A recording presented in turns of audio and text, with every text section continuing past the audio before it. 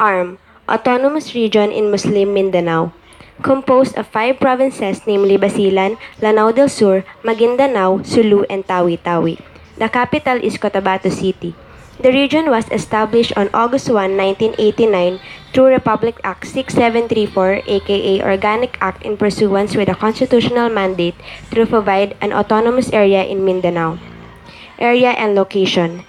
Land area is 26,974 kilometers, located at southwesternmost tip of the archipelago, bounded by Lanao del Norte and Sulusi on the north and northwest, Bukidnon and Cotabato on the east, Sultan Kudarat and Celebes Sea on the south. Brief history. In 1380, Muslims arrived in Tawi-Tawi and natives converted to Islam. In 1457, Sultanate of Sulu was established, then Maguindanao and Buwayan followed. The sultanates resisted Spanish colonialism. Sulu recognized its sovereignty not until the last quarter of 19th century. The people collectively called themselves Bangsamoro to identify themselves under the Islamic law and culture. They resisted the 3 colonizers and nevertheless wasn't annexed into the Philippine government after the Declaration of Independence. Most of its territories have been separate, so they were able to develop their own identity. It was open to Christians during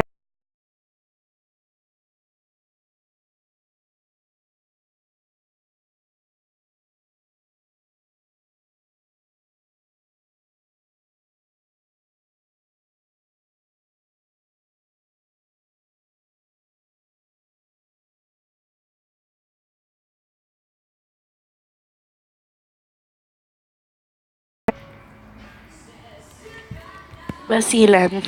Capital was Lamitan. Total land area 1,379 square kilometers. Location North Zamboanga del Sur, East Moro Gulf, West Sulu Sea, South Mindanao Sea. Ethnic groups Yakan, Tausug, and Zamboangueño. Languages were Tausug, Chavacano, and Samal. Basilan was treasure island of the southern seas. History: the Spanish Pigafetta expedition landed on a group of isles west of the main island of Basilan, where they found precious pearls. Subsequent Spanish cartographers aptly named this the Isletas de Perlas. Native Samal and Bajau folk called this group of islets and reefs Pilas, a name still used to this day. More recently, there have been local rumors about gold bars and other trinkets hidden among the many islets by retreating Japanese troops at the end of World War II. To date, treasure hunters of various nationalities, among them Japanese and Europeans, have scoured the area. Basilan. How to get there? Zamboanga City is the main gateway to Basilan Island, which lies 70 nautical miles due north. If you're Manila or Cebu, take a flight to Zamboanga City, then take a jeep bound for Canelar and walk towards the port.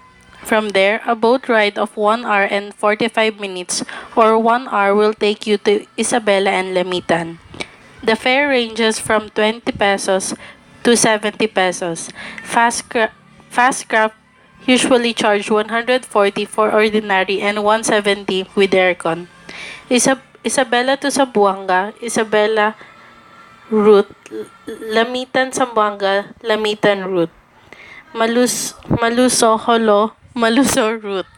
Terminal fee is 11 pesos in Zamboanga City and 4 pesos in Isabela Port.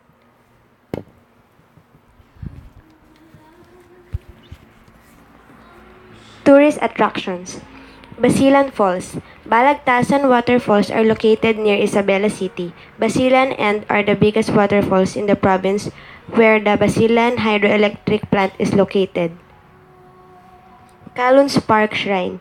Kalun's Park Shrine tribute to Kalun, a popular Yakan leader during his time. Malawi Island, approximately 1 kilometer away from Basilan capital city of Isabela. Malamawi is a small inhabited island made famous by the long stretch of white sandy beach on its northern coast, with its exotic appeal, idyllic natural beauty, and serenity.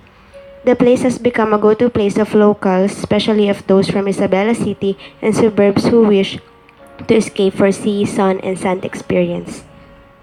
Menzi Agricultural Plantation. Anyone can witness the actual processing of rubber, coffee, black pepper, and African palm oil.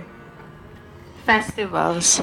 Festival Pakarajan Basilan. Basilan, the largest island in Sulu archipelago, marks its establishment with the Parakajaan, an annual festival of sports, culture, and community service. Pakarajan is a Tausug and Yakan term of merrymaking or special event. Although it is traditionally celebrated from March 1 to 7, this year the provincial government has extended it to 2 weeks.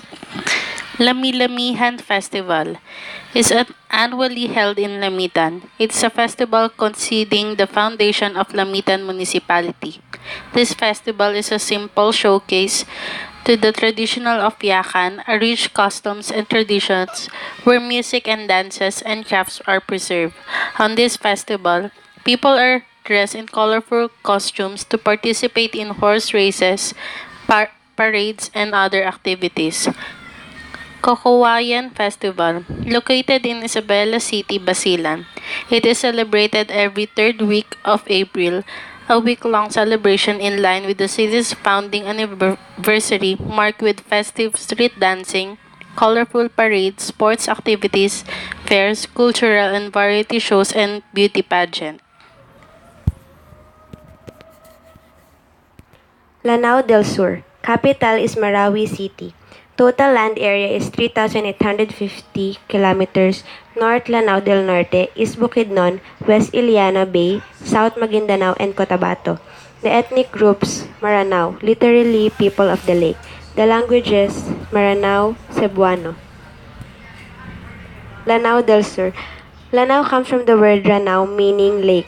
Lanao centers on the basin of Lake Lanao, thus it is the land of the Maranaos, the people of the lake. Lanao is the seat of the Sultanate of Lanao. When the Spaniards first explored Lanao in 1689, they found a well-settled community named Dansalan at the lake's northern end.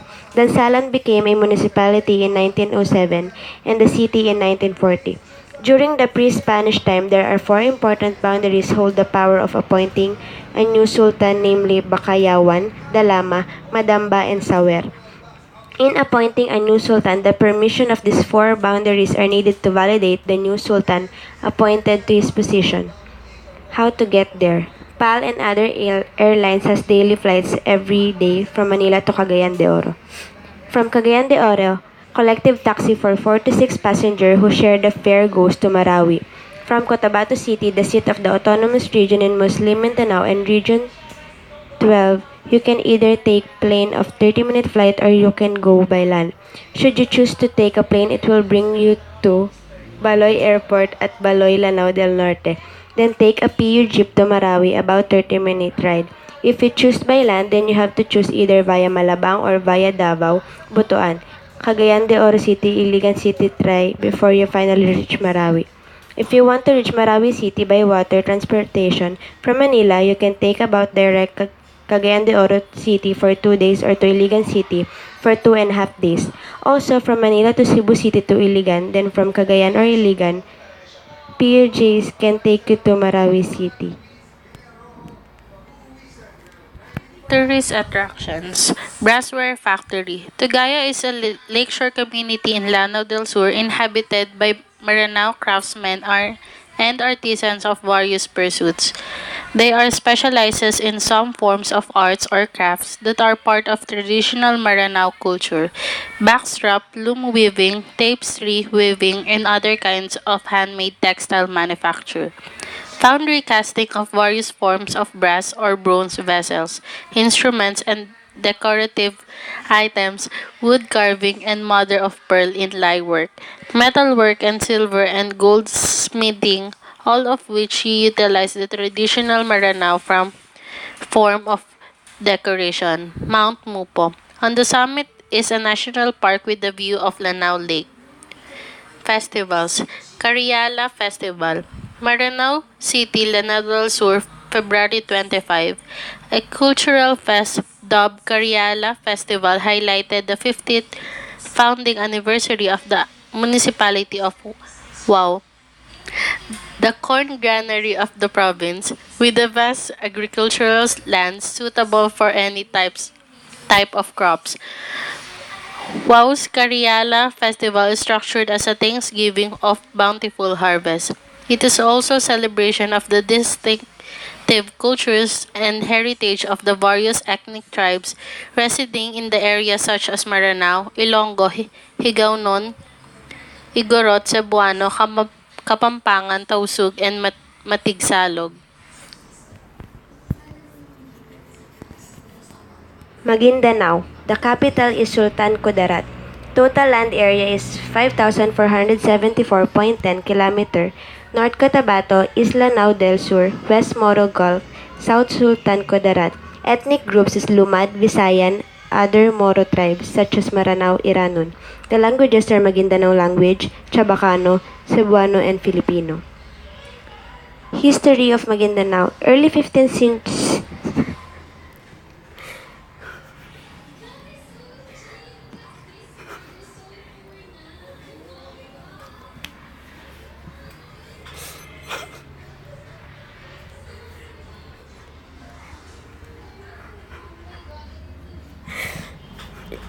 century, Sharif Muhammad Kabungsuan, an Arab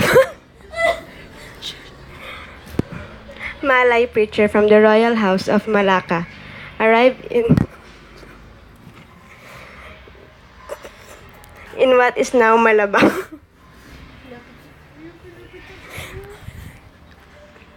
Introduced Islamic faith and custom, settled down with the local princess, and founded a sultanate whose capital was Cotabato. The native Maguindanaoan have a culture that revolves around kulintang music, a specific type of gong music found among both Muslim and non-Muslim groups of the southern Philippines. How to get there? From Cotabato City, buses operate regularly bound to Maguindanao. Ships from Manila and Cebu sail directly to Maguindanao via Zamboanga. Tourist attractions. Rio Grande de Mindanao.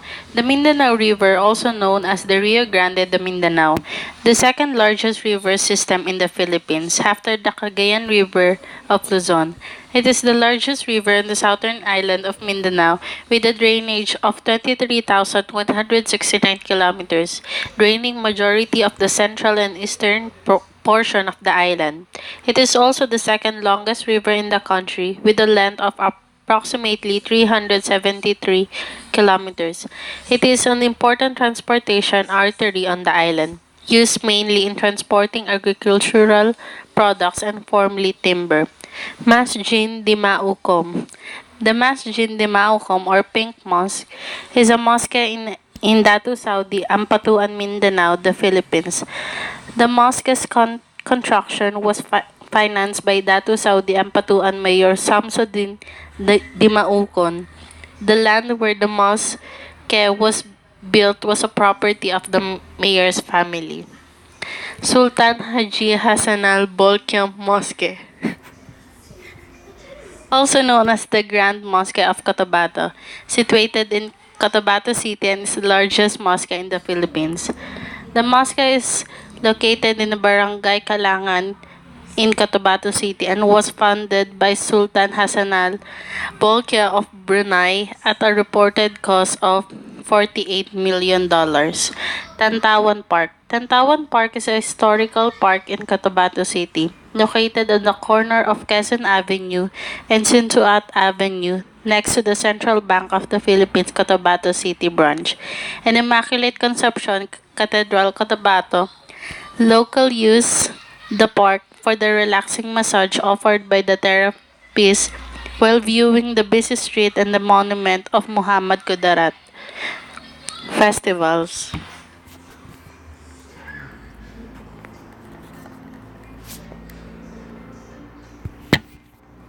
Inaul Festival. The Inaul Festival in Buluan, Maguindanao is still on its second year.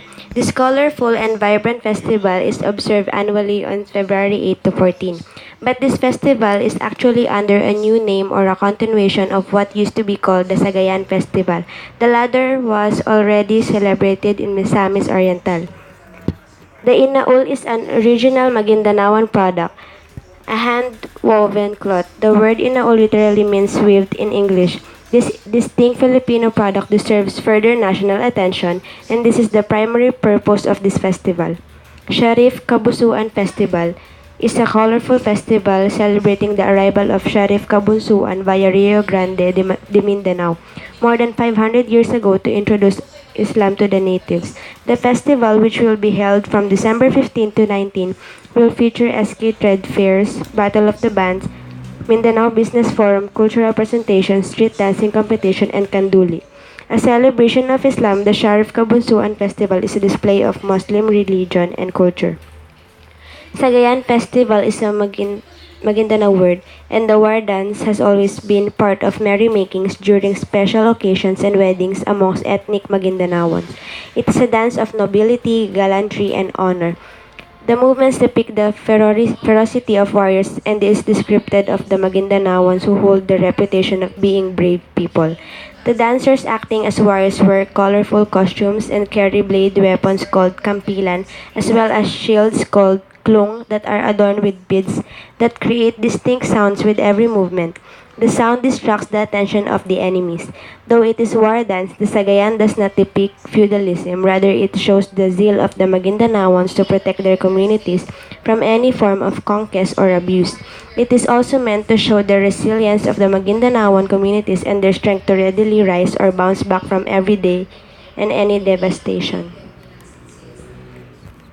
Sulu. Capital was Holo. Total land area is 1,600.4 square kilometers. North North and West Sulu Sea, East Mindanao Sea, South Salabas Sea. Ethnic groups was Moro, Badjao, and Zamboangueño Chavacano. Languages were Chavacano, Samal, Tausug, and Yakan.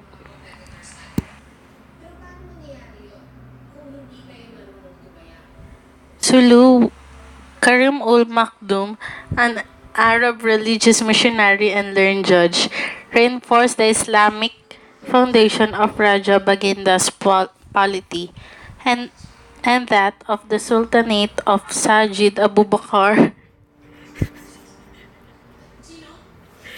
princely scholar from Arabia, who married Paramisuli, the daughter of Raha Baginda. Sayyid Abu Bakr eventually inherited the rule of Raha Baginda, established the Sultanate of Sulu, and became its first sultan. To consolidate his rule, Sayyid Abu Bakr united the local political units under the umbrella of the Sultanate. He brought Sulu, Zamboanga Peninsula, Palawan, and Basilan under its aegis. How to get there? Regular boats sail from Zamboanga to Holo almost daily, which takes 12 hours by ferry. It takes 6 hours.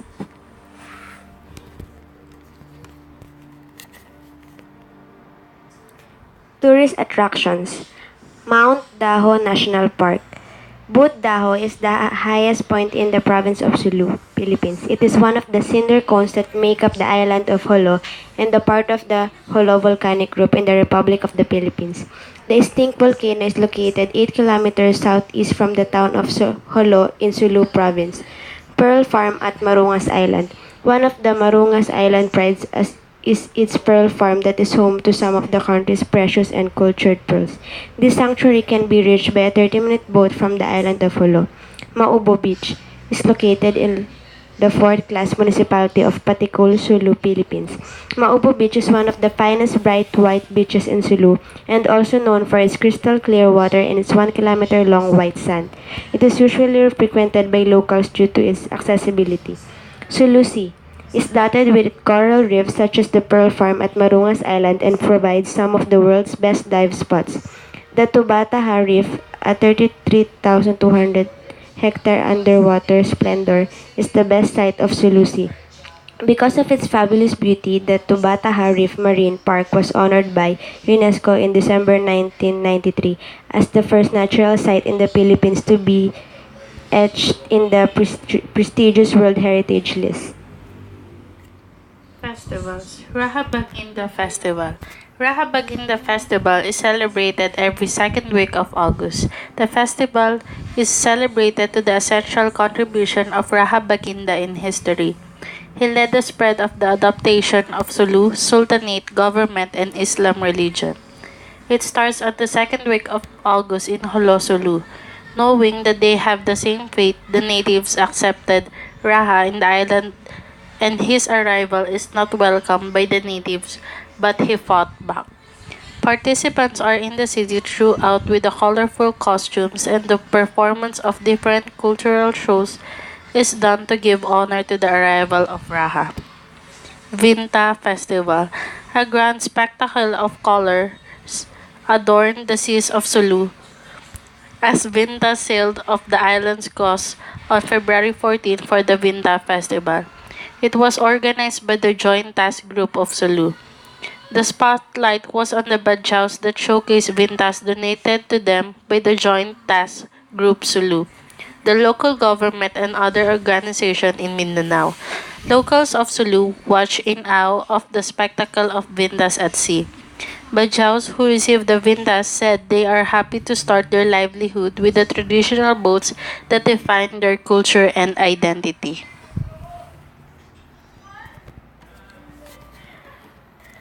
Tawi-Tawi. Capital is Bongao. Total land area is 1,087.40 kilometers. North and West Sulu Sea, East and South Celebesi. Ethnic groups Yakans, Tausugs. Languages Bajau, Sinama, Tausug, Sulu, Sambangueño, Chavacano. Cebuto remained under Spanish rule until 1900s. Tawi-Tawi was previously part of the province of Sulu. On September 11, 1973, pursuant to Presidential Decree No. 302, the new province of Tawi-Tawi was officially created separate from Sulu. The seat of the provincial government was established in Bongao. The name of Tawi-Tawi is a projection of the Malay word Jaw meaning far. Prehistoric travelers from the Asian mainland would repeat the word as Jawi Jawi to mean far away. Because of the distance of the islands from the continent of Asia, the word Tawi-Tawi was picked up to later became the official name of the province.